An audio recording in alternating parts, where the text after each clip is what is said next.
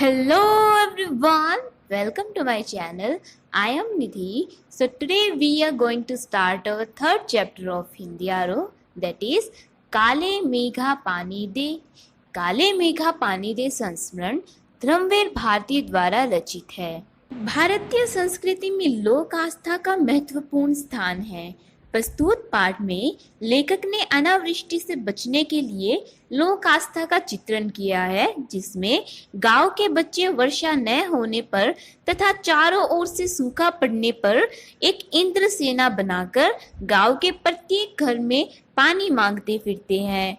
वे ऐसा इसलिए करते हैं ताकि उनकी इस प्रक्रिया से इंद्र महाराज खुश होकर वर्षा ले आए। गांव के लोग भी इस प्रक्रिया को देवताओं को खुश करने के समान समझते हैं। तो चलिए करते हैं हम अपने लेखक का संस्मरण शुरू। लेखक ने अपने किशोरपन जीवन के इस संस्मरण में दिखलाया है कि अनावृष्टि दूर करने के लिए गांव के बच्चों की इंद्र सेना द्वार द्वार पर पानी मांगते चलती है। लेखक का तर्कशील किशोर मन भीषण सूखे में उस पानी को निर्मम बर्बादी के रूप में देखता है। आषाढ़ के उन दिनों, सूखे के दिनों में चारों ओर पानी की कमी होती है और ये इंद्र सेना गांव की गलियों में जयकारे लगाते हुए पानी मांगते फिरती है। अभाव के बावजूद भी लोग अपने अपने घरों से पानी लेकर इन बच्चों को सिर से पैर तक तर कर देते हैं। आषाढ़ के इन दिनों में गांव शहर के सभी लोग गर्मी से परेशान रहते हैं। तब ये मंडली काले मेघा पानी दे, काले मेघा पानी दे के नारे लगाते हुए यहाँ वहाँ घूम रही होती है। अनावृष्टि के कारण शहरों की अपेक्षा गांवों की हालत ज्यादा बुरी होती है। खेतों की मिट्टी सूखकर पत्थर हो जाती है, जमीन फटने लगती है, पशु प्यास के कारण मरने लगते हैं, लेकिन बारिश का कहीं नामो निशान नहीं होता। बादल कहीं नजर नहीं आते। ऐसे में लोग पूजा पाठ कर हार जाते हैं तो यह इंद्र सेना निकलती है। लेखक मानता है कि लोग अंधविश्वास के कारण पानी की कमी होते हुए भी पानी को बर्बाद कर रहे हैं।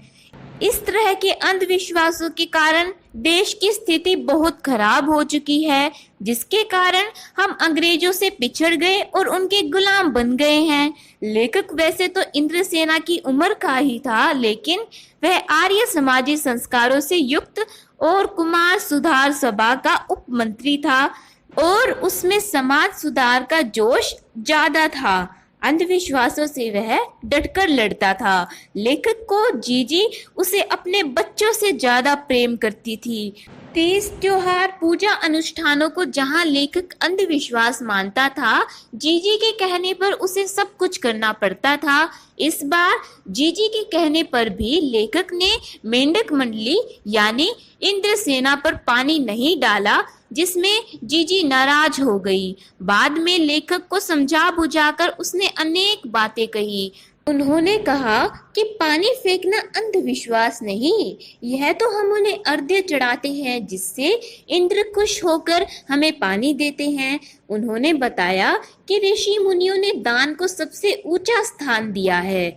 जीजी ने लेखक के तर्कों को बार बार काट दिया। अंत में लेखक को कहा कि किसान पहले 5-6 सेर अच्छा गेहूं बीज रूप में अपने खेत में बोता है, तत्पश्चात वह 30-40 मन अनाज उगाता है। वैसे ही यदि हम बीज रूप में थोड़ा सा पानी नहीं देंगे तो बादल फसल के रूप में हमें पानी नहीं देंगे। संस्मरण के अंत में लेखक की राष्ट्रीय चेतना का भाव प्रस्तुत होता है कि हम आजादी मिलने के बावजूद भी पूर्णतः आजाद नहीं हुए हैं। हम आज भी अंग्रेजों की भाषा, संस्कृति, रहन सहन से आजाद नहीं हुए और हमने अपने संस्कारों को कभी नहीं समझा। हम भारतवासी मांगे तो बहुत करते हैं, लेकिन त्याग की भावना हमारे अंदर बिल्कुल नहीं है। हर कोई भ्रष्टाचार की बात तो करता है, लेकिन कभी नहीं देखते कि क्या हम स्वयं उसका अंग नहीं बन रहे हैं। देश की अरबों खरबों की योजनाएं न जाने कहां गुम हो जाती हैं। लेखक कहता है कि काले मेघा खूब बरसते हैं, लेकिन फूटी गगरी खाली ही रह जाती है, बैल प्यासे ही रह जाते हैं। न जाने यह स्थिति कब बदलेगी। लेखक ने देश की भ्रष्टाचार की समस्याओं के प्रति व्यंग्य व्यक्त किया है। तो इसी के साथ हमारा ये छोटा सा चैप्टर होता है complete. If this video is helpful for you then please share it with your friends and classmates and don't forget to subscribe my channel and please like this video.